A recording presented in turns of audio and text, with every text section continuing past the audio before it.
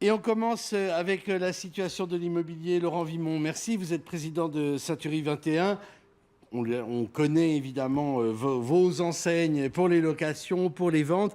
Et on avait envie avec vous de faire un petit bilan et un point d'étape, si j'ose dire, de la situation de l'immobilier. Les choses sont assez complexes, à vrai dire. Il y a du ralentissement, il y a une baisse des transactions. En même temps, les prix baissent moins que ce qu'on avait annoncé. Racontez-nous ça. Il y a deux grands enseignements. Le premier, c'est que les volumes de vente sont en baisse de quasiment 20% en France, mais une année historique en 2011, et qu'effectivement les prix ont peu baissé, puisque sur 12 mois, ils ont baissé d'un peu moins de 1,6%, avec de fortes disparités au niveau des régions. Paris, qui n'est pas la France, reste Paris, est en hausse d'environ 1,6%, et puis vous avez en Alors qu'on Ile-de-France... prévoyait une baisse, enfin il y avait eu des covers de magazines Voilà, extrêmement... spectaculaire. Oui, spectaculaires. Alors ça c'est plutôt peut-être bon signe aussi que l'immobilier échappe justement au spectaculaire et à ces sortes d'effets yo-yo. Parce que ça montre que même si c'est une situation tendue, il n'y a pas d'effet bulle spéculatif comme on a pu le connaître il y a quelques années. On oublie souvent qu'il manque en France environ 800 000 logements dans un pays où la démographie est plutôt en bonne santé et qu'on construit 300 000 logements chaque année. Donc il y a ce déficit qui s'accroît chaque année et qui pèse sur les prix de l'ancien. On dit souvent les Français naissent avec une brique dans le ventre et acheter son logement en France, ça fait sens. Quand les taux d'intérêt sont extrêmement bas comme en ce moment, 3,40%, emprunter, s'endetter sur 20 ans, c'est pas complètement stupide. Acheter son logement, avoir un toit sur la tête. Le problème, c'est quand vous comparez l'offre et la demande, il y a toujours plus de clients acquéreurs, de clients vendeurs. Et ça, mécaniquement, ça pèse sur les prix. La grande nouveauté, c'est que les prix aujourd'hui marchent en dents de scie. C'est-à-dire que pendant des années, il y a eu des cycles de 6 à 7 ans, de hausse et de baisse. Aujourd'hui, ces cycles sont de 6 mois. Quand le marché touche un plafond, les volumes de vente se grippent. Quand les volumes de vente se grippent, les prix descendent. Quand les prix descendent, les volumes se reconstituent.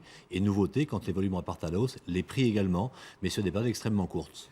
Alors on met en cause beaucoup aussi la difficulté bancaire, les difficultés d'emprunt. Alors, vous parliez de bulles. Bizarrement, le fait que les banques françaises prêtent de l'argent en vérifiant de façon scrupuleuse les revenus des Français, leurs charges en considérant qu'il y a un maximum d'endettement de 30%, permet aux gens qui empruntent de pouvoir rembourser. Donc il y a un taux de défaillance extrêmement faible en France. Et le marché de l'ancien, il s'alimente à la fois par ce qu'on appelle les primo-accédants, première acquisition, et ceux qu'on appelle les secondes-accédants, ceux qui vendent pour racheter. Et ceux qui vendent pour racheter vendent avec des plus-values importantes qui permettent de financer cette hausse. Donc c'est un peu c'est une logique plutôt comment dire vertueuse qui tourne le dos à la crise des subprimes pour dire Vertueuse les choses. quand on est vendeur, Ouais. moins acquéreur et exclu du marché, mais effectivement, il n'y a pas de comparaison entre les subprimes américains et même la crise espagnole et le marché français, puisque en Espagne, par exemple, on construit des logements et ensuite on les vend. En France, on vend les logements, on vend des programmes sur le papier et ensuite on construit. Donc tant qu'il n'y a pas assez de ventes, on ne construit pas de logements, donc il n'y a pas d'effet d'offre, de surabondance de l'offre. Quelles seraient les bonnes mesures des nouveaux pouvoirs publics, des pouvoirs publics qui sont en train de s'installer pour votre secteur, d'après vous? Mais réussir à compenser cette pénurie, à diminuer. Il y a dans Paris, par exemple, 1 million de mètres carrés de bureaux qui sont vides, dont 800 000 sont en seconde main, donc ont déjà été construits et pas reloués. Et on manque de logements dans Paris cruellement, donc plutôt que bloquer les loyers, qui est une mesure spectaculaire, mais qui sera un pansement sur une jambe de bois, nous pensons qu'il serait peut-être intelligent d'étudier, en tout cas près des universités, la transformation de bureaux en logements étudiants. Et puis, les haussmanniens, qui sont historiquement des immeubles d'habitation, qui sont transformés en bureaux, ne peuvent pas revenir dans l'habitation. Donc, il serait peut-être utile d'assouplir quelques normes de transformation pour disposer de ces 800 000 mètres carrés de logement. Et puis, deuxième mesure, s'intéresser au foncier. Il y a des hectares disponibles en première couronne, appartenant à la SNCF, à la RATP ou à l'État, qui sont parfois des espèces de décharges foncières où on entrepose des matériaux qui rouillent. Des terrains constructibles qui pourraient générer du logement. Deux chiffres, à Paris en 2011, 45 000 ventes dans l'ancien, il s'est construit 800 logements neufs. Les primo-accédants ne peuvent quasiment plus primo-accéder à Paris. Alors à Paris ça devient difficile, sauf qu'il y a une catégorie d'acheteurs qui aujourd'hui accèdent, ce sont les gens qui bénéficient de donations de leurs parents ou grands-parents. Paris, c'est 44% de cadres supérieurs, avec des moyens qui sont importants et qui ont vu dans les projets du gouvernement le plafond ou le plancher Sur des donations qui va être donations. rogné. Donc on a dans Paris aujourd'hui une hausse des primo-accédants, mais ce sont des gens favorisés grâce aux donations.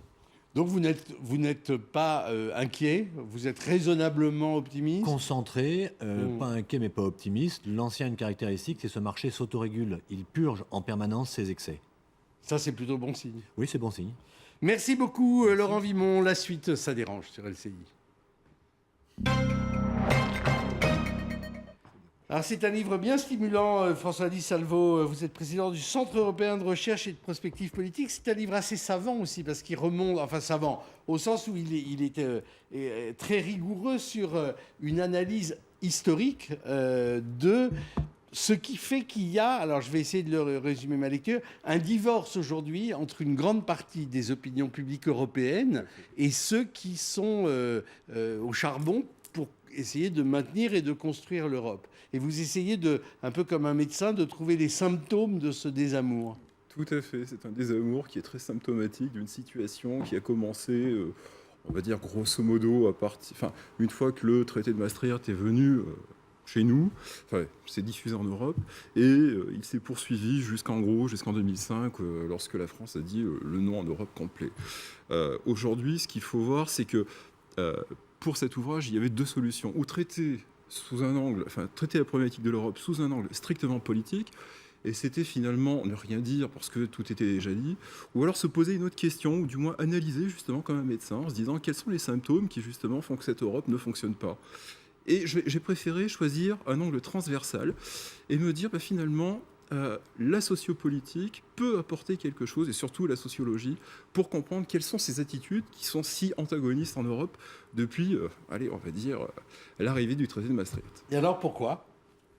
Bonne question. Alors, si je devais le résumer, je dirais que aujourd'hui, l'Europe est en déficit de reconnaissance d'elle-même parce que tout simplement, l'Europe souffre d'une série d'actes manqués au sens freudien du terme. À savoir que finalement, il y a eu un acte manqué vis-à-vis des citoyens européens. Il y a eu un acte manqué aussi vis-à-vis des convictions humanistes qui étaient celles que les pères fondateurs de l'Europe avaient portées dans le projet européen. J'allais quasiment ajouter que Jacques Delors, lui aussi, avait porté à sa manière dans le projet qu'il avait eu sur l'Europe et l'Union économique et monétaire, qui est désormais perdue. Et un autre type d'acte manqué qui était en fait un acte manqué vis-à-vis des fins attendues à l'égard même des traités.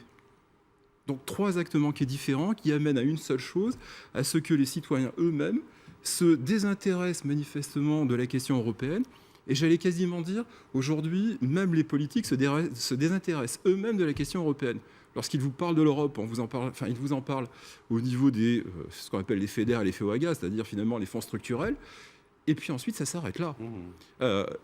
Prenez n'importe quel programme politique d'un élu, un député. Ça a été très visible dans la campagne présidentielle, par exemple. Voilà, où l'Europe était réduite quand même à 2-3 slogans. Alors, je vais vous dire, sans prendre de position ni pour ni contre, je dirais justement en observant les choses de loin.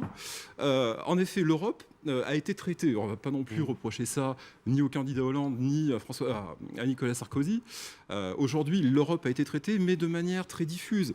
Finalement, on s'est focalisé sur la France parce que c'est un enjeu et un débat franco-français. Mais il ne faut pas oublier que finalement, la France est ce qu'elle est aujourd'hui, c'est parce que justement, l'Europe est là. Sans l'Europe, la France n'est plus rien. Laurent Vimont, dans le domaine de l'immobilier, la dimension européenne, elle compte ? Absolument pas.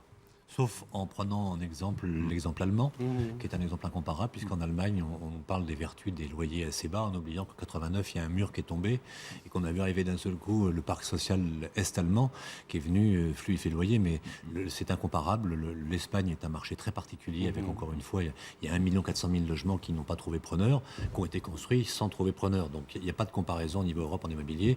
Il y a quelques transactions qui se font aux étrangers, mais c'est 5% des transactions. Mais donc, ça reste un marché extrêmement national. C'est intéressant, ça, parce que... Il y a eu des grandes tendances. Vous avez eu les Anglais qui ont d'abord envahi la Normandie, puis ensuite... le Sud, le Périgord... et puis la Creuse. Mais il n'y a pas de tendance forte. Les Russes dans le Sud, mais c'est un épiphénomène. François Di Salvo, c'est du volontarisme politique qu'il faudrait pour redonner le goût de l'Europe aux populations, aux opinions publiques. Il faut énormément de courage, de volonté politique pour y arriver. Il faut aussi donner énormément de soi-même. Et je pense que finalement, si le politique arrive à donner le maximum de ce qu'il peut vouloir et souhaiter pour l'Europe, on arrivera justement à créer une Europe qui est celle à laquelle on devait s'attendre. C'est-à-dire finalement une Europe qui, malgré le fait que des politiques aujourd'hui disent que l'Europe fédérale est impossible à faire, nous y arriverons. L'Europe fédérale est à notre porte. Aujourd'hui, regardez ce qui se passe. Finalement, les décisions sont prises majoritairement au niveau du Parlement européen. Bien sûr, la Commission travaille, le Conseil aussi. Mais bon, le Parlement décide des lois qu'il va voter. Dès qu'il s'agit de transfert de souveraineté, ça coince au moins verbalement. Alors, et puis petit à petit, ça avance aussi. Voilà, je vais vous faire la réflexion qu'avait écrite finalement Jacques Delors dans l'ouvrage qu'il avait justement préfacé, qui était L'Europe impossible statu quo, qui date de 96. C'était le Club de Florence qu'il avait justement édité. Jacques Delors disait de mémoire, si on ne veut pas que l'Europe reste quelque chose, une coquille vide, il faut éviter justement qu'elle soit une entité sans âme et sans volonté. Et aujourd'hui, finalement, qu'est-ce qu'on regarde ? On regarde une chose, on voit que l'Europe, elle s'est construite au départ autour d'un projet humaniste. Ce projet humaniste a progressivement dévié vers quoi ? Vers un projet qui est essentiellement économique. Et si vous me passez un petit peu l'expression, parce que finalement, je n'aurai pas forcément le temps de tout exposer, mais on est arrivé à une Europe qui a fondé un espèce de panisme, c'est-à-dire une volonté de conquête territoriale. Certes, on n'est plus dans les guerres de religion, ni dans les autres guerres qu'on peut imaginer avec des affrontements humains. Aujourd'hui, la guerre, elle est économique. Elle se passe entre secteurs d'activité au sein même de l'Europe. Que fait-on ? L'Europe, je m'adresse aux deux jeunes gens qui vont venir présenter lundi, Joséphine et Alexandre Delabaume, parce qu'il y en avait un qui était à Shanghai et l'autre à Londres pendant que vous travailliez. C'était vous qui étiez à Londres ? J'étais à Londres, j'étais à New York aussi. Oui. Donc pour vous, c'est une sorte, ces débats-là, c'est des débats c'est le sexe des anges en fait, tellement c'est évident pour vous, non Non, mais on est un peu la génération Erasmus. On a pas mal, il y a beaucoup de gens de notre génération qui ont eu l'occasion de passer un an à Barcelone ou un peu de temps à Londres, etc. Donc, de fait, et c'est un espoir que j'ai en tout cas, c'est qu'on est plus familier peut-être avec les jeunesses de nos voisins, et du coup il y a peut-être une Europe de la jeunesse qui va se construire comme ça. Mais c'est vrai qu'on est frappé de ça, c'est-à-dire il y a une sorte d'évidence pour les gens de cette génération à circuler en Europe et bien plus loin d'ailleurs qu'en Europe. Et après, il y a ces débats-là qui les concernent si peu, qui résonnent si peu dans leur quotidien. J'allais dire finalement, heureusement que la jeunesse est là, justement, qui est en train de s'emparer de cette idée d'Europe. Mais je pense que là encore, l'Europe ne peut pas se construire uniquement à travers, on va dire simplement des échanges Erasmus. Je ne les critique pas, je trouve ça même très bien. Aujourd'hui, l'Europe, elle a besoin de fondements sérieux, elle a besoin d'un retour aux sources, c'est-à-dire finalement un retour à la morale. L'Europe des Unis, comment en est-on arrivé là ? François Di Salvo, c'est chez l'Harmattan, et puis ça se cultive sur LCI, on va continuer.